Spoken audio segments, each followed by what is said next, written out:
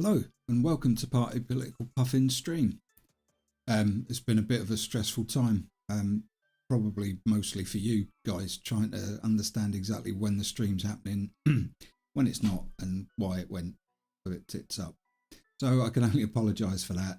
I think that I've got the kinks ironed out, and if that is the case, then I know what the problem was. I know how I resolved it. So hopefully now I can think about making the stream better in terms of the production value, the visuals, the audio, and the interaction as well.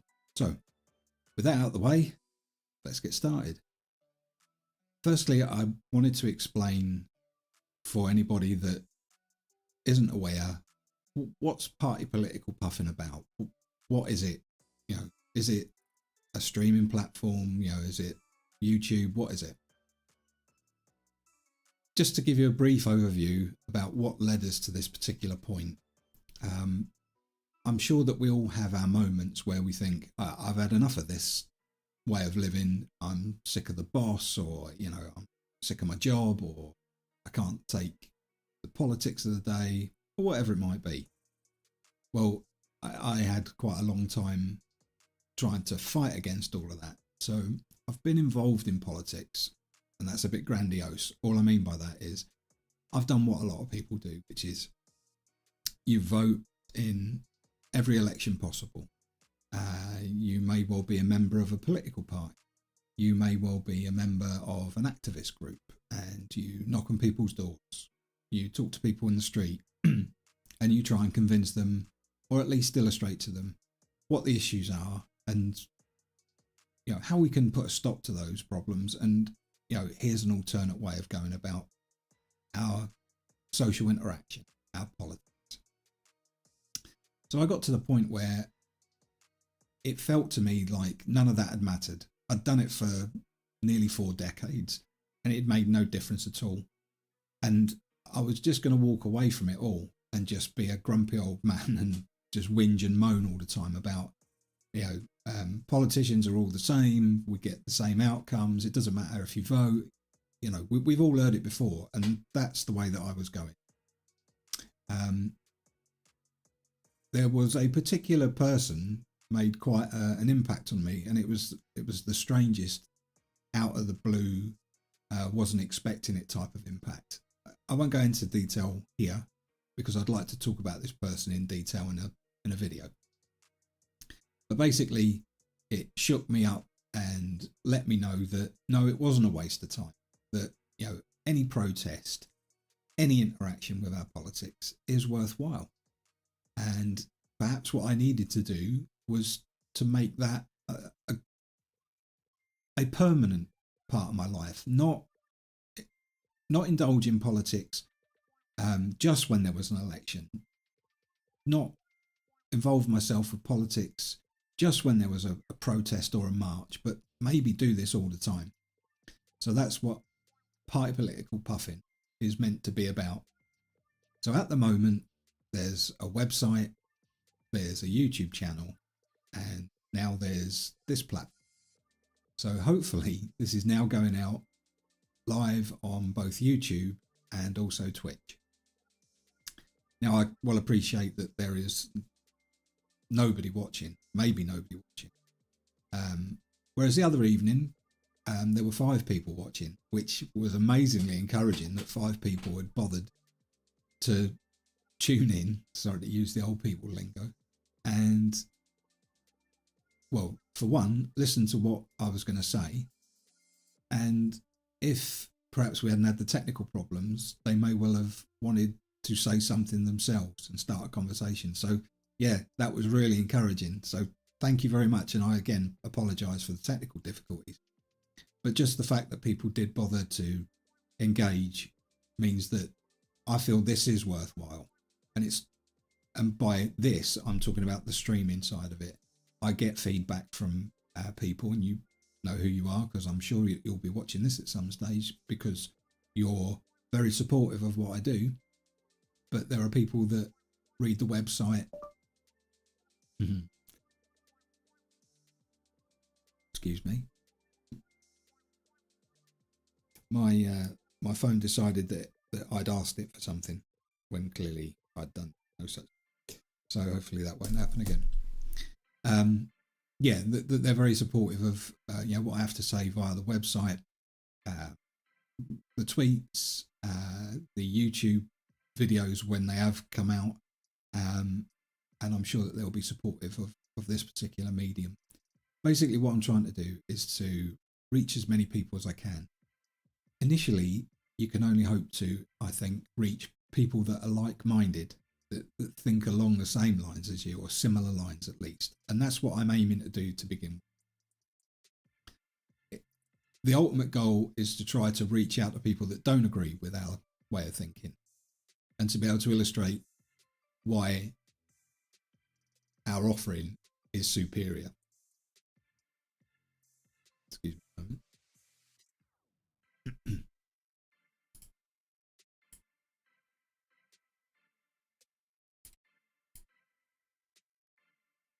Hopefully that should improve things even more. So the more platforms I'm putting the message out on, hopefully the more people we're going to bump up against, the more conversations that we have. And so, as I say, step one for me is to reach out to as many people as possible. There's also another reason for wanting to reach out initially to people with similar minds. Anyone that's been involved with left-wing politics at all, probably at any time, but certainly over the last 40 years, will tell you there is nothing quite like the punch-ups, metaphorically, that the left can have amongst themselves. The right wing, really, if they want to take us on, they should study us fighting each other. And I have a theory why that is. And in simple terms, it's because the left is steeped in ideology. What we say comes from an ideology. It's been thought about and thought through. You might not agree with each other, but that's what I think is going on. Because it's actually thought about, people will then want to defend it. Whereas what the right do is they want to win. And there's a big difference between the two. They just want their political persuasion or adjacent political persuasion to be the party of power. And so they'll happily, within reason, disagree with people and yet manage to form coalitions. It doesn't take much more than a cursory glance at a newspaper, a television channel, or anywhere on the internet to see that what used to be just, conservative, shall we say, became the right wing. And then the right wing became, at times, the alt-right. Then there was a coalition between the alt-right and the right wing. Then there was the far right. And that is my point, that they are about winning. And if they have to get into bed with, people of very, very far right notions, they'll do that. Whereas the left won't. And that's why we fight amongst ourselves.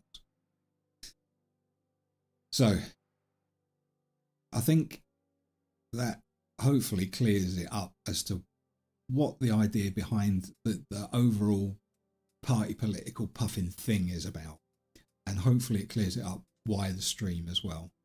And to be frank, it seems to me that the streaming will help in terms of speed of production, in terms of turning out videos and podcasts and the like, because essentially I'm talking about the same thing that I would if I was to make a video or a podcast. Well, I now no longer have to do it 3 times. I can stream it, hopefully engage with people contemporaneously. I can then chop this up into videos. If I wanted to strip out the audio and make a podcast, I can do that. I'm sure you get the idea. There is subject matter that clearly lends itself to, you can't just talk about what you know. You have to research it. You have to be able to cite other people than, well, that's what I reckon, so therefore it must be true.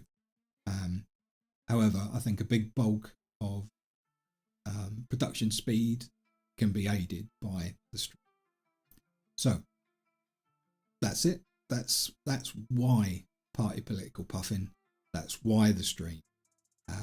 It's about trying to engage with as many people as possible, initially on the left, but ultimately to talk to people that aren't on the left or even on the extremes of the left, and illustrate to them why it's wholly possible to come to coalition with people that are adjacent to your ideas, your beliefs, and how you understand the world. And that can become a very powerful thing to ultimately take the reins of power so that we can implement some of these policies that we all agree on. I hope all that makes sense, and I hope that was a decent enough introduction. So what would I like to talk about now? Please forgive me about this.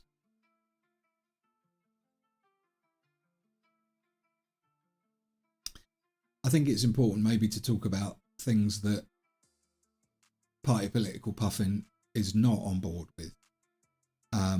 It's probably quite obvious, but it's worth repeating for people that perhaps come across this media and aren't familiar with me, what we do, and even our sort of politics. So I won't bear any bullying.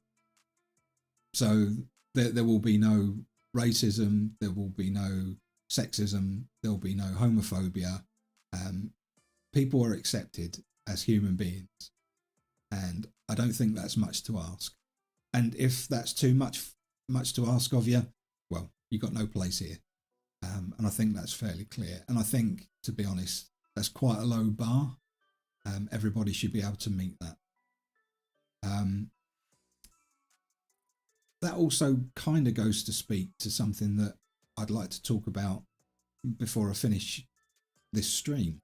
There's certainly something that I want some video content about, which is the labelling, not just of people, but also, entire groups of people and groups of ideas. So clearly you can label badly an individual because of their sexuality or their gender.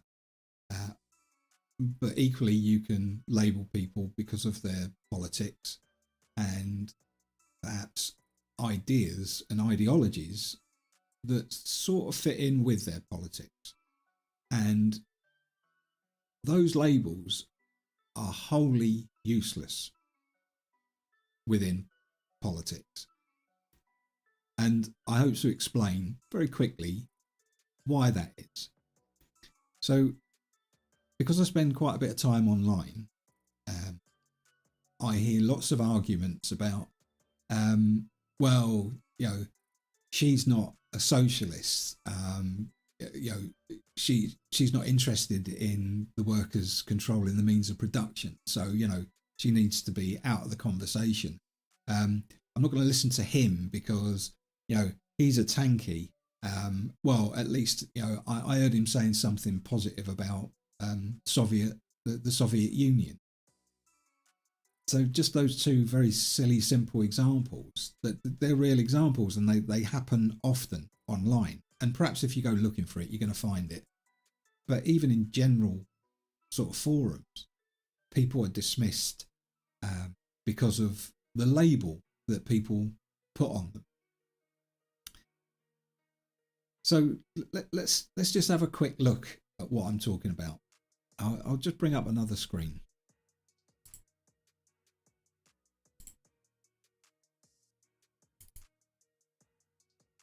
So hopefully you can still see me. So I've done a very simple thing, which is I've opened up 6 articles on Wikipedia. And they are all from the left wing of politics. And to be frank, these definitions, they're more than adequate. So let's just start with what Wikipedia says about centre-left politics. So centre-left politics, also referred to as moderate left politics, are political views that lean to the left wing on the left-right political spectrum. Okay, so far so good. That, you know, makes sense. Whether you agree with it or not, that'd be interesting to know, actually. By the way, if anyone has anything to say on the subject, please let me know. Yeah, as you all know, comments, you know, it all drives engagement, you know, and the algorithm loves all of that. So, you know, if you have something to say, that's the point of the channel and the point of the, you know, the larger enterprise. Please, you know, whether it's replying to something on the website, through the stream or through the YouTube videos, please do that. You know, apart from the fact that I'm sure you want to put me right, but it does help us out. So sorry, back to it. Right, so let's just reiterate that. So centre-left politics leans to the left wing of the left-right spectrum of politics, but it's closer to the centre than other left-wing politics. Okay, those on the centre-left believe in working within the established systems to improve social justice. Now, bear that in mind. They are working within established systems to improve social justice. The centre-left promotes a degree of social equality that it believes is achievable through promoting equal opportunity. The centre-left emphasises that the achievement of equality requires personal responsibility in areas in control by the individual person through their abilities and talents, as well as social responsibility in areas outside control by the person in their abilities or talents. Okay, the last bit gets a bit wordy and redundant, perhaps. But the things that I take out of that are most important are, you know, working within established systems to improve social justice. Essentially, across the left, people want to improve social justice. Where we're going to disagree is, you know, like the notion of the individual person. Yeah, sure, you know, we have to take responsibility for ourselves, but does it really make a massive material difference to an individual, you know, if they pick themselves up by the bootstraps when the entire system that they have to operate within is rigged against them? It is not helpful to them. In other words, that one person, doesn't matter how much responsibility they take for themselves, you know, how dogged and determined they are, you know, if they happen to be a black man in a predominantly white area, then the chances of being interviewed for the job that he wants is slim. And if he does get an interview, then the chances of being accepted are slimmer again. So you get the idea. But what I'm trying to show you is the through line between these supposed extremes of the left. So let's move on to the next one. Sorry, I haven't finished here. I'm a terrible host. I am hoping to get much better at this. It'd be difficult to get any worse. So the centre-left opposes a wide gap between the rich and poor and supports moderate measures to reduce the economic gap. It goes on to talk about what we'll talk about what they think, you know, will aid this. But, you know, the centre-left opposes a wide gap between rich and poor. Yeah. You know, I think that's a through line of the left, right? And support, but this is where perhaps people, certainly I would disagree, support moderate measures to reduce the economic. It goes on to say, such as progressive income taxes, laws prohibiting child labour, minimum wage laws, laws regulating working conditions, limits on working hours, and laws to ensure the workers' rights to organise. The centre-left typically claims that complete equality of outcome is not possible, but instead that equal opportunity improves a degree of equality of outcome in society. So you can see that at the top level, you know, like the broad overview, you know, are things that all left-leaning people can get behind.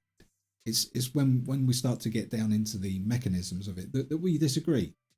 understandably we disagree. But what I'm trying to dispel here is the notion that, well, he or she has this belief that I'm going to slap a label on, so therefore I cannot work with them, that nothing good will come from it. So let's move on to another label that gets an awful lot of use, particularly online. Social democracy, or a SOC Dem. So social democracy is a political, social and economic philosophy within the socialist tradition. Yep. As an economic ideology and policy regime, it is described by academics as advocating economic and social interventions to promote social justice. There we go. There's the connection back to centre-left. Within the framework of a liberal democratic polity and a capitalist-oriented mixed economy. And again, that's where people like myself would have some disagreement. And we'll come on to why I would have disagreement with that. But again, at the top level, we're talking about advocating and making changes for social justice such that we do have some form of equality, regardless of the social strata that you might find yourself. So that's a SOC Dem. So basically, they're after social justice, but they are for reform or tinkering around the edges, as I derisorily call it. And I apologise for that because I have to sort my language out as well. I'd like at some point to talk about how can we talk about serious things but still have a bit of a laugh, because I appreciate that as a host I have somewhat of a responsibility to ensure that the people watching or listening understand that, well, he's being serious. A lot of comedy can be sarcasm, or at least I like to indulge in sarcasm, and it's not always distinguishable between when you're being serious and when you're being sarcastic. So I have to sort out my language, and I have to sort out the signposting for that so that people understand exactly what I'm saying. And because I'm just a normal bloke, I know that we're all capable of making those misjudgments about how we communicate what it is we're serious about and what we're having a laugh about. So I'm going to try. No, as Yoda would say, there is no try, there's only do.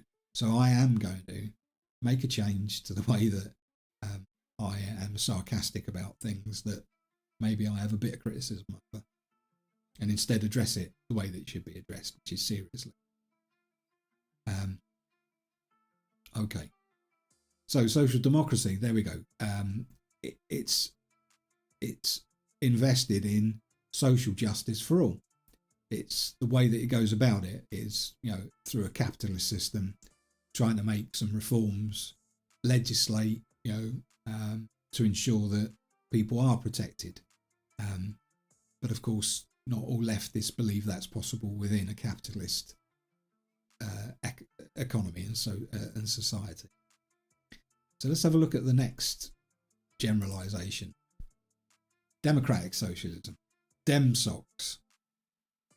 So democratic socialism is a political philosophy supporting political democracy with a socially owned economy. So again, we're talking about, society and justice within society. So again, the through line from the centre left all the way to democratic socialism is very similar. Democratic socialism has a particular emphasis on economic democracy, workplace democracy, and workers' self-management within a market socialist economy or some form of decentralised planned socialist economy. So you can see that is a massive difference between what SOC Dems espouse and what DemSocs espouse. But anyway, let's continue with this definition. Democratic socialists argue that capitalism is inherently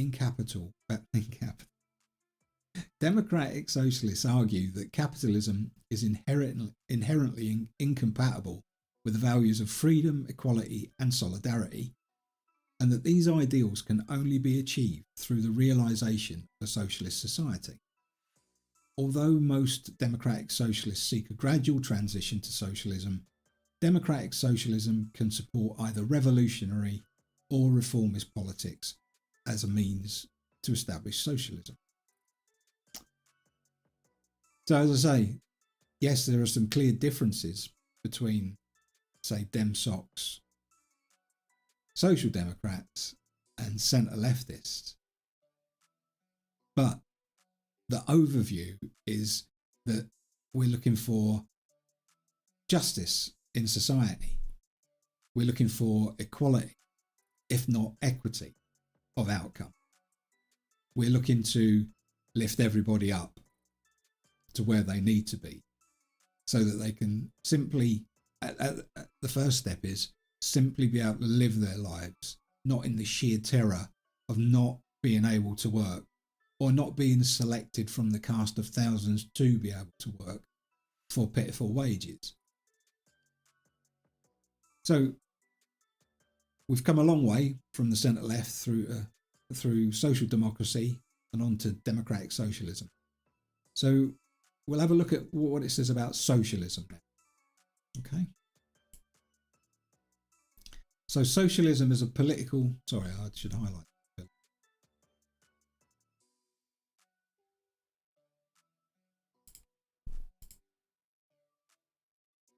Sorry.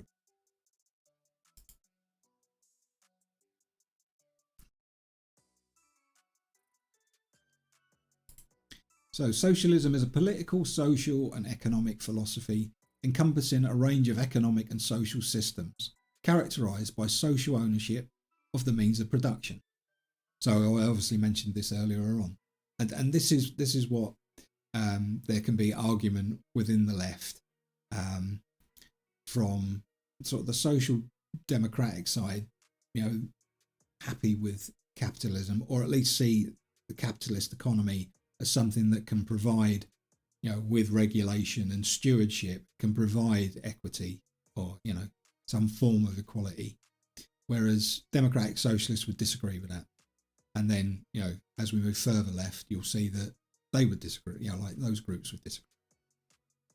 And democratic control, such as workers' self-management of enterprises. So what that's referring to is cooperative working. So whereas, we have private individuals owning a company, they install some sort of management in there. Those management then install workers. Everybody grinds away and just produces passive income for those that have provided probably hereditary money to buy that company in the first place. A cooperative is where everybody that's involved that brings value to the company has a partnership within that. And so they're remunerated, with respect to that. Like there's no fighting each other because, you want an extra 50p an hour. You are a part owner, for want of a better expression, within that cooperative.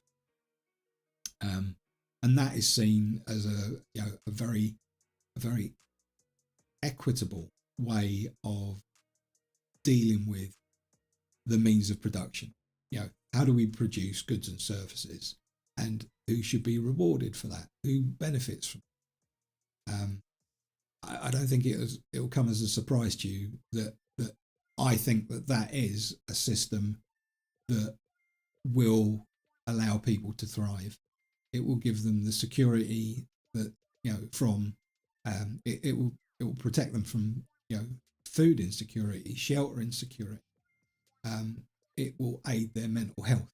It will allow them to be more creative. I very am much of the thought that cooperatives are a way that we could organise our economy for our society that would just produce the goods and services that are necessary, whilst not exploiting and tearing down an entire class of people. basically using them up and then spitting them out when they're completely broken. So cards on the table. That's my kind of thinking. All right. So social ownership can be public, collective, cooperative, or of equity. It does go on to say, while no single definition encapsulates the many types of socialism, social ownership is one of the common elements. The type of socialism vary based on the role of markets and planning in resource allocation, on the structure of management in organisations, and from below or from above approaches, with some socialists favouring a party, state, or technocratic-driven approach. Socialists disagree on whether government, particularly existing government, is the correct vehicle for change. So that's a decent synopsis of what socialism is. So now, like if you watch any media online with a US leaning, you'll be familiar with the fact that everybody now that isn't completely supportive of the right is a communist. Everybody is a communist again. Well, it was very popular at one stage, wasn't it? The 50s, they enjoyed very much communists. Oh no, it wasn't quite like that, was it? So, how are we going to define communism? So, Wikipedia says communism is a philosophical, social, political, and economic ideology and movement whose ultimate goal is the establishment of a communist society, namely a socio-economic order structured upon the ideas of common ownership of the means of production and the absence of social classes, money, and in some cases, the state completely. As such, communism is a specific form of socialism. Arguably, well, not arguably, I guess definitively, if anyone that's watching is familiar with Marx, Marx would illustrate to you that socialism is a step on the road to communism. And just to remind you, what the definition that I think is useful for conversation that we're using is, communism is a socio-economic order structured upon the ideas of common ownership of the means of production. That's evident in socialism. And the absence of social classes, money, and in some cases, the state itself. Okay? As such, communism is a specific form of socialism. So again, you see the synergy between these different labels. Yes, they are different, but there is a through line, and you would hope that there would be. If people are going to very broadly define what the left is, you would hope that there would be something connecting them all the way through. But equally, you would expect there to be some gradation of different thinking as you move along that spectrum. I appreciate that the right don't give a shit for any of that. It's just a label, and they think it's a hateful label. Okay. But what it shouldn't be is a hateful label or a set of hateful labels within the left. We need to understand this. We need to understand where we agree. Because if the left in general is to assume power, then we need a coalition. And at the moment, as far as I can see, within the UK, there isn't that sort of coalition. So it goes on to say, communism includes a variety of schools of thought, which broadly include Marxism, that I just mentioned, anarcho-communism, as well as the political ideologies grouped around both, all of which share the analysis that the current order of society stems from capitalism, its economic system, and mode of production. Namely, that in this system there are two major social classes. The relationship between these two classes is exploitative, and that this situation can only ultimately be resolved through a social revolution. Note this is social revolution, okay? Because of course, what the right like to do is, conjure up pictures of, particularly in the States, they demonise Antifa. Antifa isn't a group, by the way. and I'm going to make a video on that, and Black Lives Matter. And again, Black Lives Matter isn't an organisation as such, you know, but of course it's very handy to scare other racists by saying, oh, these terrible shadowy Black Lives Matter people are coming for you, and they're communists, socialists, something, you know, whatever the buzzword is most frightening at the time. So it goes on to talk about the exploitation, you know, why communism sees that capitalism is exploitative and what that exploitation creates. It creates two classes, the proletariat, which is essentially the working class, and thank you, son. Yeah, my dog's very much a socialist, so you know, this is him chiming in at the very mention of the word proletariat. He's just supportive. Son, it's okay. Son, it's all right. Good boy. Now my poor daughter's going to try and intervene. Okay. So where was I?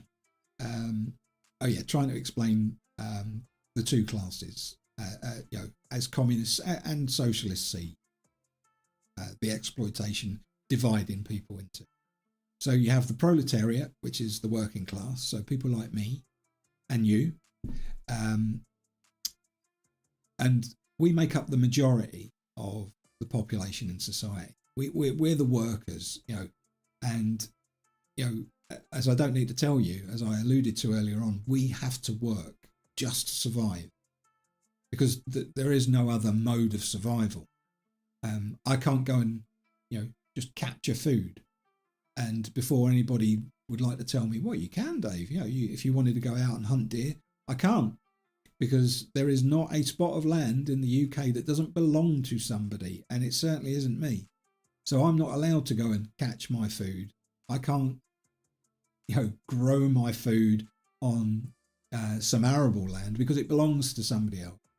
You know, capitalism, the foundation of capitalism is we have to work and add value to other people's products and services so that they can take passive income, and then built into the cost. See, none, you know, like our work doesn't actually cost those who are receiving passive income from our valuable labour, because the customer pays for that. So of course, you know, like the more meagre those wages, the cheaper that they can make that product or service for the customer, which means that that'll create more sales, and it means more passive income for someone who's doing absolutely fuck all. So we must work to survive because we need money to buy food and pay our bills. So, sorry, I will get this out. So we've got the proletariat, the working class, and we've got the bourgeoisie. That's the capitalist class, the owning class, the ruling class. There's also the petty bourgeoisie, which is someone that starts, I was going to say a news agent. I'm not even sure that news agents exist as such anymore. But, you know, if you were to say start a flower store, you would be part of the petty bourgeoisie. But the bourgeoisie, as I've said a few times now, essentially have passive income by dint of the fact that they own things. Like I mentioned about owning land. If I wanted to go and hunt the deer for my food, I'm sure that if I was to pay enough money, I could effectively rent the land to hunt on for a period of time. So again, that person just makes passive income.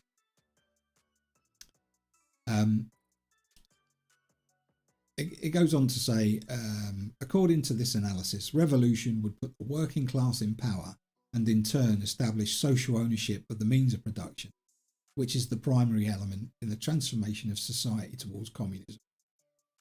I think it probably does go without saying that it is much more complicated. No, complex than has been described there. But of course, in fairness, it is, like a couple of paragraphs of a definition that makes as much sense as possible, given by Wikipedia. So again, just to try to show that there is a through line here, we are talking, no matter how far left we move, we are talking about social justice. Yes, there is a difference that is seen as you move through the spectrum of the left as to how that social justice may come about, but we have that through line, and that can make the left very powerful. So just to round this out, and I'm sort of conscious of the fact I've been talking for a long time, you're probably bored stiff. Anarchism, anarchy, you're an anarchist, gets thrown around a lot. So what does Wikipedia have to say about anarchism? Anarchism is a political philosophy and movement that is sceptical of authority and rejects all involuntary coercive forms of hierarchy.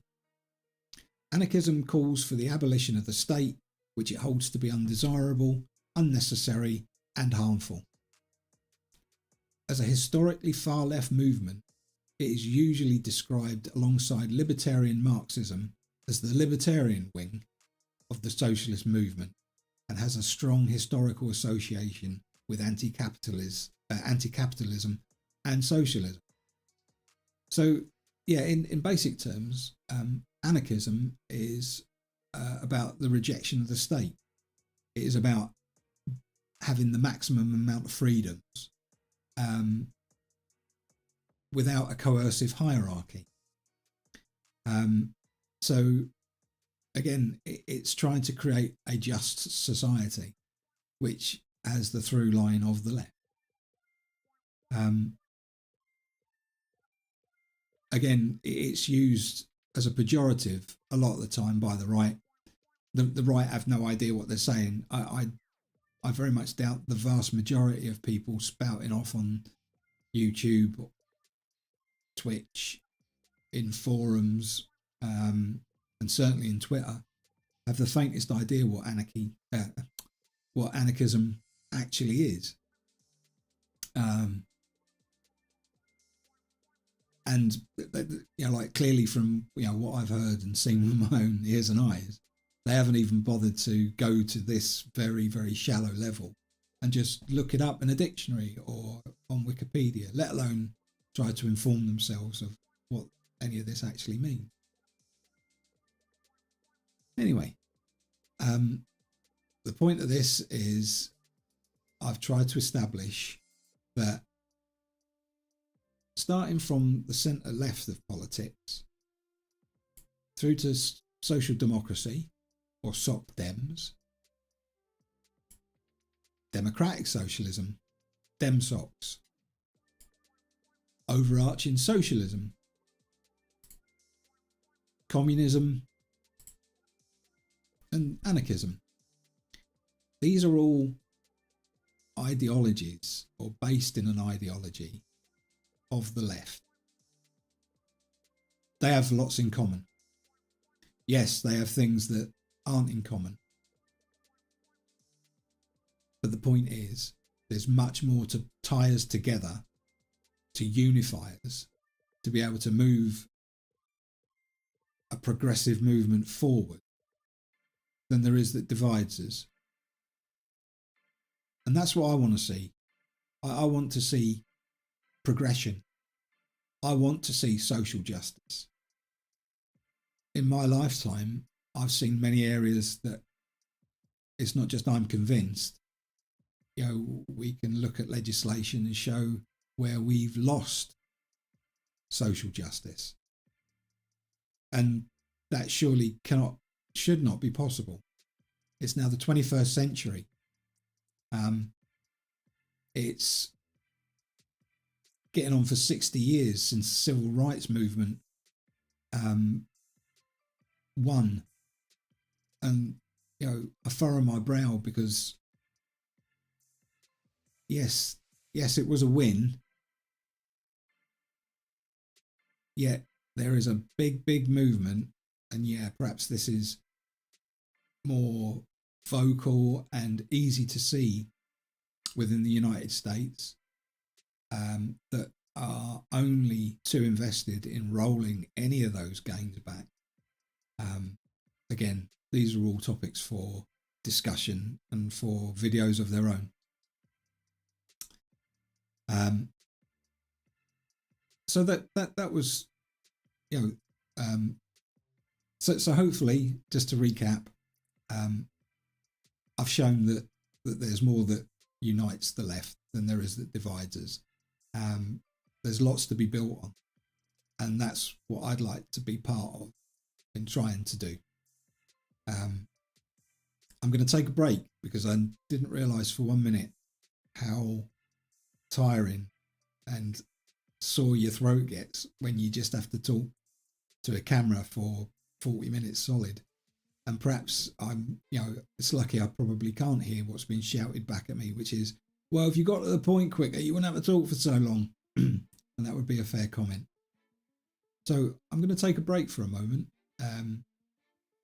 And ordinarily, if I was a slick Twitch YouTuber person, I'd be able to click a button and you'd go and, like I would zoom out of shot and, a nice intermission screen would be there. Unfortunately, I haven't worked all of that out. So what you're going to see is that I'm offline. I hope to see some of you back when I return. I should be back in about 20 minutes. Until then, thanks for listening. I hope to talk to you soon. See you in a bit.